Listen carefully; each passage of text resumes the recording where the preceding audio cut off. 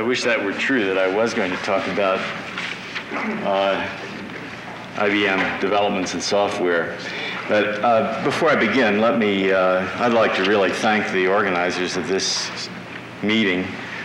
I think it's really a smashing idea, and I'm really grateful to them for organizing it. And I'd also like to say that it's a great pleasure to be at such a meeting, and that it's furthermore a very humbling experience to be here with so many of the inventors of computing as we know it. Also, I'd like to correct a little error, what appears to be an error in my abstract. It says something about programmers being equipped with few programming aids and fewer principles. I didn't really mean to imply that they're unprincipled blind.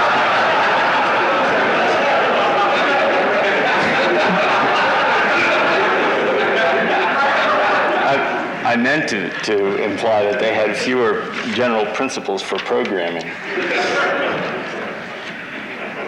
Anyway, about the topic of my talk, I was asked to talk about software development, particularly at IBM. But I began trying to do that, but quickly discovered that historians have a terribly hard job, and that that information is very scarce, and that I'm unqualified to really do proper justice to all of the programs that were developed in IBM in the early 50s. And I think I better leave that to historians to do it properly. And another factor in my decision not to really try that assignment was that often one can find accounts of software development which try to be unbiased and give a balanced account of that area. But strangely enough, the author's own work seems to fare rather favorably, while rival efforts do a little less well in those accounts. And I don't want to be guilty of that. I want you to know flat out that I'm biased, and I don't pretend to be otherwise. So I'm just going to try to give you some impressions of my perception of programming in the early 50s. The first observation that I think has come out at this meeting is that programming really was fun back in the early 50s. And that one of the main reasons for that fact was that the computers we had to contend with presented us with such absurd difficulties. The programmer really had to be some kind of resourceful inventor to adapt his problem to the strange idiosyncrasies of the machine he was programming. He had to fit his programming and data into a tiny little store. He had to overcome the most bizarre difficulties in getting information into the store and out of it. And he had to do all of that using a very limited instruction set, and often a peculiar one at that. And he had to employ every trick that he could think of to make the program run fast enough to justify the rather enormous cost of running it. And he had to do all of that by his own ingenuity, because the only information he really had was the problem at hand and the machine manual. Sometimes there wasn't even a machine manual. And about the only techniques that he had to use was, if he'd been fortunate enough to read Wilkes, Wheeler, and Gill, he knew about subroutines and calling sequences, but otherwise he was on his own. I think some idea of the difficulties that faced early programmers can be had by taking a quick look at the difficulties a programmer had on the SSEC and some of the troubles that those characteristics gave him. This was a really vast machine that ran from about 1948 to 1952, roughly. It had a store of 150 words. Instructions, constants, and tables of data were punched into paper tape this wide, the size of a punch card, and instruction tapes were glued into loops, which you then hung on one of 66 tape reading stations. The machine could also had several rolls of cardstock this wide, huge things like that, that it could punch intermediate results on. So, and then those intermediate results could be read by tape stations. Well, one early large problem, which I'm sure some members of the audience had, I didn't participate in this problem, was really one of the largest ones done on the machine, and it really strained the capacity of the machine to the limit. So it was divided into 3 phases. In the first phase, yards and yards and yards of intermediate results were punched out on one of these tapes. And during the second phase of the problem, this enormous tape was taken into a back room and glued into a loop and placed on a reading station, so that during the third phase, those intermediate results could be read many times. Well, the problem ran successfully through many, many cycles of these 3 phases until at one point a mysterious error began to regularly appear and disappear in the third phase. And for a long time, people scrabbled all over the place and nobody could account for it. But finally, they pulled this enormous pile of intermediate data tape out of the bin from underneath its reading station, and a careful inspection finally revealed that it had been glued into a Mobius strip.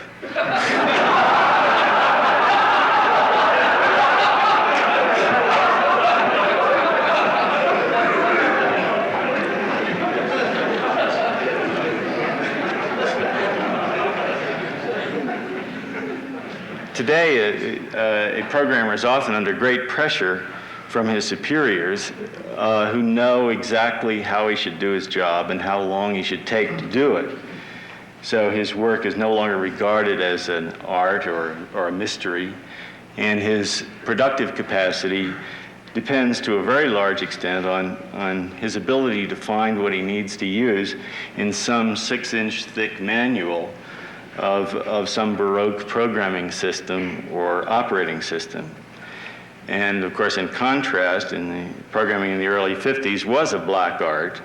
It was a very private and arcane matter involving, just a programmer, a problem, a computer, and sometimes a small library of subroutines and possibly a primitive assembly program.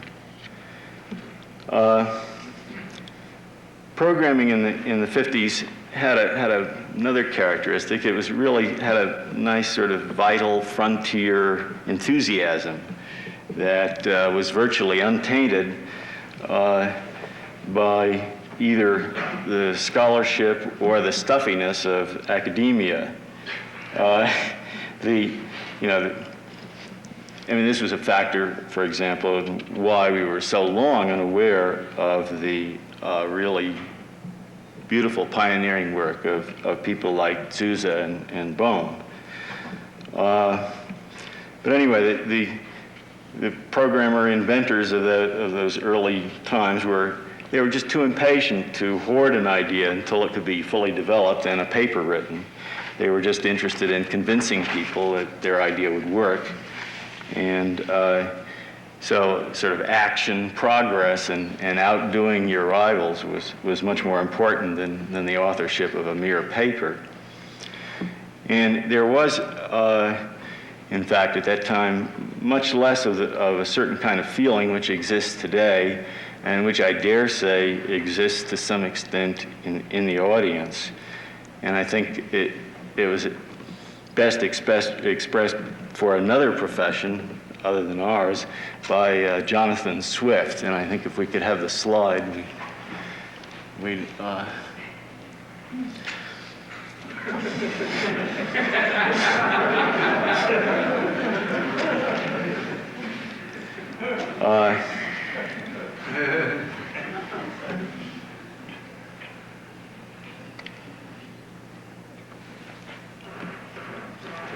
so anyway, in those days, since the programming fraternity was a very small group, recognition was more likely to be accorded for a colorful personality or an extraordinary feat of coding or the ability to hold a lot of liquor. then it was likely to be accorded for, some intellectual achievement. Ideas really flowed very freely, as everybody in this room knows. Sometimes, looking back, people, I'm sure, regret how freely they flowed and how little documentation there was. But, at all the meetings and drunken get-togethers, as well as in sober conversations, there was just huge flow of ideas. And those ideas seemed to just naturally belong to anybody who heard one and could use it. Nobody thought of noting where he got it, since he was probably under the influence at the time anyway. And it's interesting, if you look back at early papers, there are seldom any references or acknowledgments of sources. In fact, at the ONR symposium in 1954 that's been referred to, there were 15 papers, and only 2 of them had separate acknowledgments, and neither of those even referred to any other papers. They just, thanked the typist.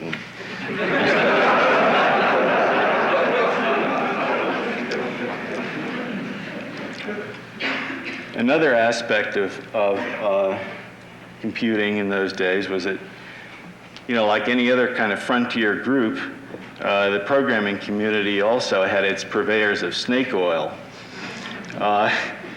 Sometimes the snake oil would work, and sometimes it didn't. I'm afraid that phrase is going to miss a few foreign visitors. Anyway, some early programming concepts and systems enjoyed a kind of fantasy fame that was the result of the energy with which they were publicized more than anything else.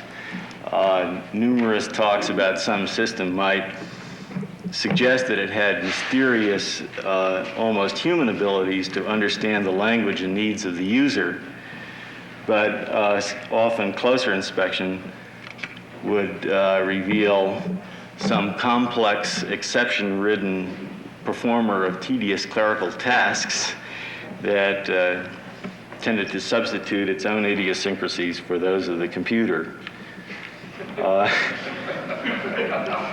Other systems achieved good reputation simply by providing a clear description of what they did, because in those days, clear descriptions written on a piece of paper were very, very scarce, scarcer even than a good design for a system. The success of other programming systems depended largely on the number of machines they would run on. And therefore, in some cases, an elegant system would remain obscure while some kludgy one would become popular. And I think there's a good example of that in if one compares the Iliac interpretive system that David Wheeler wrote and described in a paper at the ONR symposium, and the speed coding system, which I was associated with. Today, if you look at that paper of describing Wheeler's system, it still looks like a spare and elegant and powerful system. Whereas if you look at the speed coding design, it just looks like a curious jumble of compromises. But justice being what it is,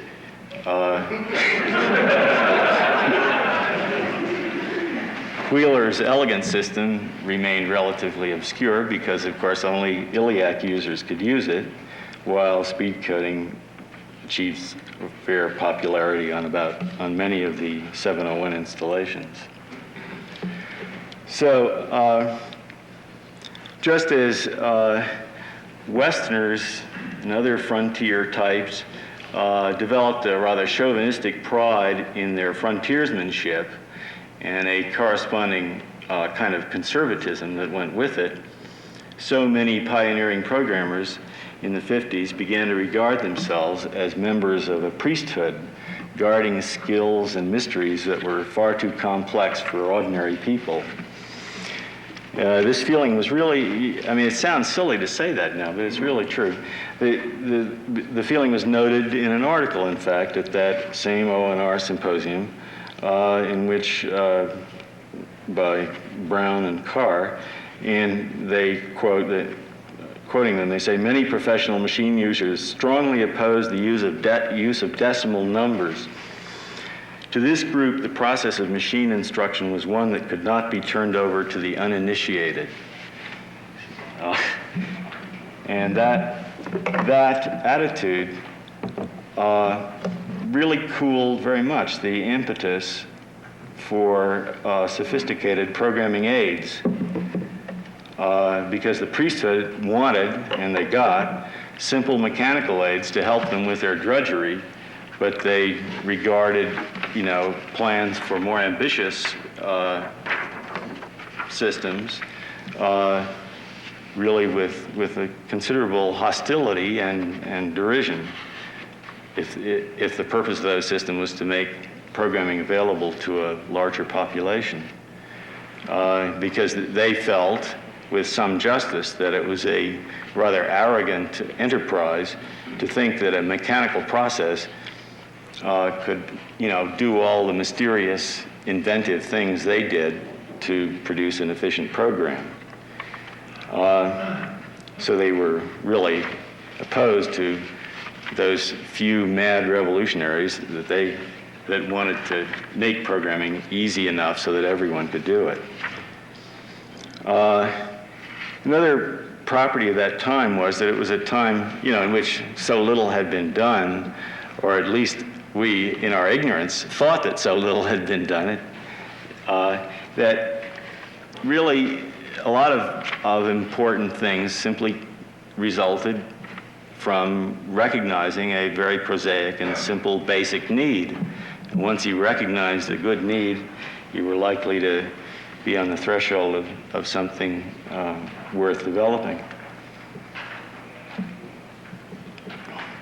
But of course, even if you did, the resistance of the priesthood was such that the whole thing was likely to be ignored unless you could turn the idea into a fully developed system that would prove the practicality of the idea beyond a shadow of a doubt. And a really fine example of the resistance of the priesthood to such ideas was the reception that they gave what may be the world's first algebraic compiler, the one that was produced by Lanning and Zeeler at MIT.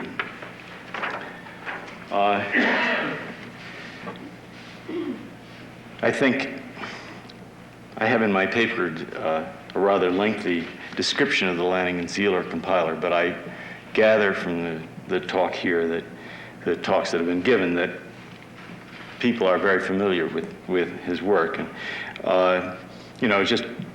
it was clearly a very elegant and simple design, and one that was carried out with that same beautiful elegance that characterized his description of it. And the interesting thing about it is the obscurity in which it stayed almost during its entire existence. The article at the O&R Symposium in '54 by Charles Adams and Lanning describing work at MIT was 28 pages long, and it devoted less than 3 pages to Lanning's system. All those other systems are forgotten now, whereas Lanning's is, of course, well known. And it just sort of, and there are virtually no other mentions of that system that I'm aware of until much later when its historical significance was recognized. Now I'd like to turn, since my time is going to run out in how long? 6 minutes. In 6 minutes. I'd like to turn to one aspect of the Fortran effort that has, I think, received less attention than it should. The main problem that the Fortran project faced was that of producing efficient object programs, because the problem had been increased an order of magnitude by the advent of the 704 with built-in floating point.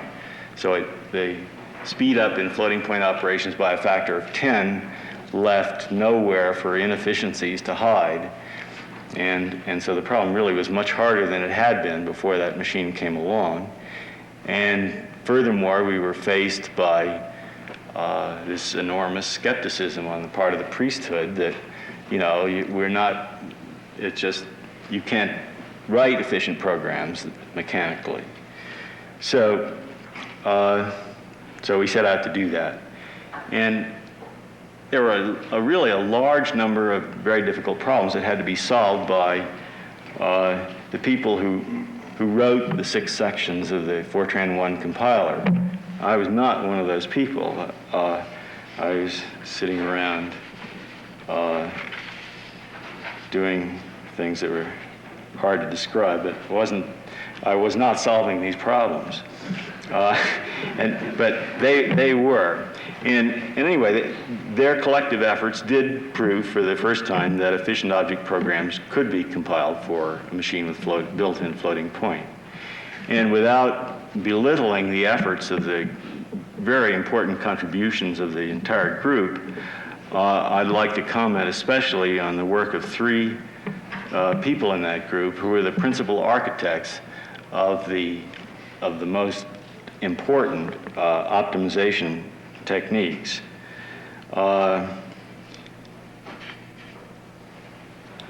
Robert Nelson and Irving Ziller devised the methods for analyzing and optimizing loops and references to arrays. And their methods were really, I don't think many people realize how really incredible they were in the number of situations they could treat with absolutely optimally. They could move, of course, code from the object program to the compiler where that was permissible, and they could move it from inner to outer loops. But they went much beyond all the standard well-known code motion, what is now well-known, code motion optimization things. But they would even focus their attention on, by general methods, not by ad hoc methods, identify a single instruction in the exit of a loop that was normally needed, but under some special circumstances could be eliminated, and they'd eliminate it. It was really a surprising achievement. And the third person is Sheldon Best, who was loaned to us he went on leave from MIT with Charles Adams' blessing. And he worked with us during most of the project. And he invented optimizing techniques for optimizing the use of index registers that were based on the expected frequency of execution of the different parts of the program. And I'm not an expert on what's been done in the meantime, but I gather from an article by John Koch and Jack Schwartz that at least as of 1970, there were no known provably optimal algorithms that dealt with the problem that Sheldon Best dealt with. And his methods were the basis of a lot of subsequent work. And they produced code that was very, very difficult to improve on. And in any case, the optimization efforts of the group as a whole and of those 3 individuals in particular resulted in an optimization of object programs that really was not found in subsequent compilers, again, until the late 60s, and it's not found in many compilers even now. I guess that's about, I had I had 2 or 3 other items on my agenda, and Select the most important one. well, neither of them are entirely important.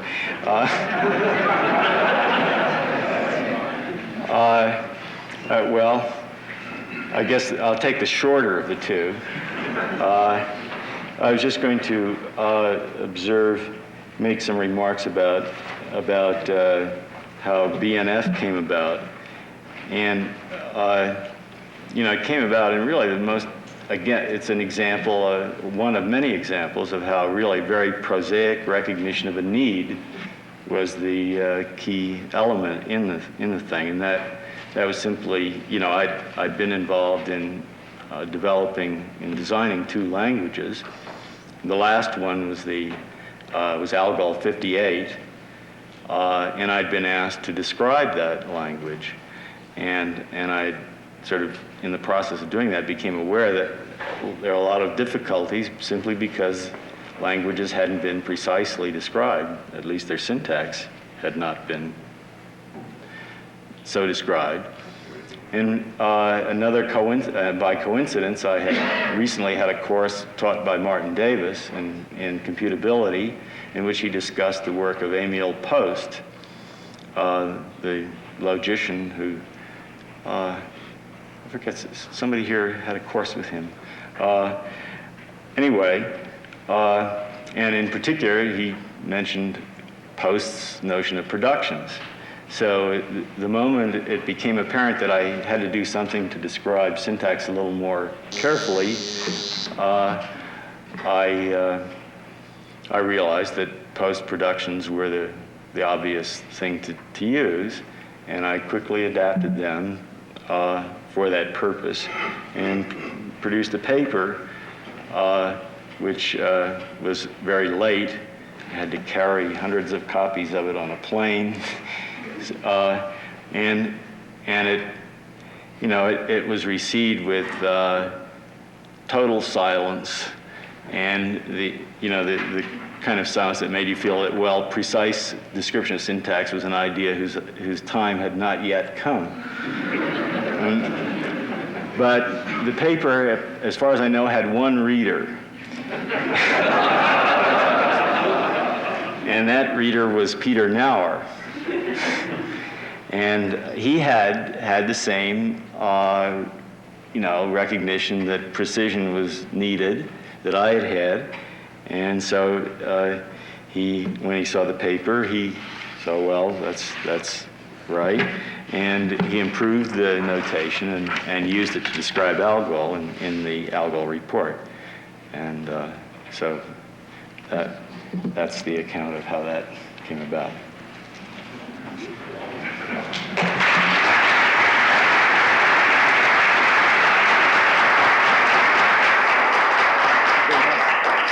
We have time for a few questions. Yes, right there. First, Betty Holberton, Bureau of Yes. Standards. I wonder if you would comment on, back in 1954, you and a group of people from IBM traveled the country describing the language that you were going to use in this Fortran. And to me, that is a real first, because that is an attempt to get consensus. And I consider that to be the beginning of standardization of languages. Well, as far as consensus is concerned, is this still working? Yeah. We went around and we had this paper describing what did turn out to be more or less, or quite precisely what Fortran did turn out to be, with a few changes. And I expected to get, an enormous amount of objections and suggestions, and expected to come back after this trip around talking to 8 or 10 different groups of prospective 704 users. And I came back with, oddly enough, a blank page, virtually. I mean, I had a few suggestions, but mostly people didn't seem to see that, they either didn't believe it or they didn't understand it due to my garbled presentation. I remember Or- the discussion in Washington was very spirited. Oh, refresh my memory. Okay, I guess but I really didn't, I mean, after all, we'd been working on it. One of the things that I didn't get to talk about was that I discovered that we'd been working on Fortran longer than I've always said we had. We actually began working on it in January of '54 and not in the summer. And so, you know, after working on something that long, it's pretty hard for somebody who meets it for the first time to have a lot of suggestions that you haven't dealt with in advance. Front row there. Van Lijngaarden, your paper had 2 readers.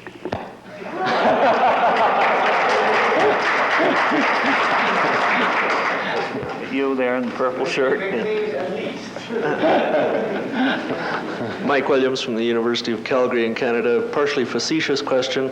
Fortran is always described as formula translation, but seeing as it was produced for the 704, what basis is there to that? Like 704, Fortran? Oh, no. No cigar. Knut from Stanford. I'd like to ask you, John, or if anyone else in the audience might know about the word software itself. Who coined the word and approximately when was that? There's your answer. I think that Asher Opera coined that name. About when? He's now dead. I think he also coined the name firmware in a meeting which was at the Rand Corporation in the early 1960s. I think the word software was coined, I think, 1960, but I don't know. There's a question there. Yes, John Brilhart from the University of Arizona. I appreciated your description of the conflict between people who use the computer and the attempt to make more universal language. You described me sort of accurately, I felt, as a member of a priesthood of some kind, although I came to it later than other people. However, my uneasiness about this description you made was that I would have called the people on the opposite side a part of a priesthood. And of course the reason was that, as you said, you were prejudiced at the very beginning. And I think this is quite an interesting thing because many people of lesser acquaintance with the language than yourself, who had been very close to the optimizing writing of it, were the people that I came in contact with. And many of them acted very much like they were part of a priesthood. And so I think this might be kind of a difficulty there. Sociology of the priesthood is very complex, needless to say. Hamming of Bell Labs, it isn't a question, it's much more a remark. I think that he has been far too modest about what happened. The opposition to Fortran and any automatic coding system seems to me very, very high, and the courage he had to persist, I think, should be recognized. He pretended he did nothing. I was privileged, while using the 701, to have lunch with him regularly. I was tremendously impressed with the courage he had to keep the group going in the face of strong opposition to the priesthood.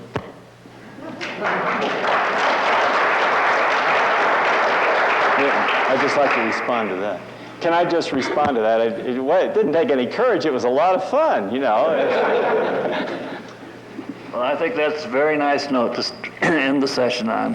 Let me add one. Oh, we have another question. Honeywell. Okay, fine. I was in the office with him every day. I did, Beamer of Honeywell.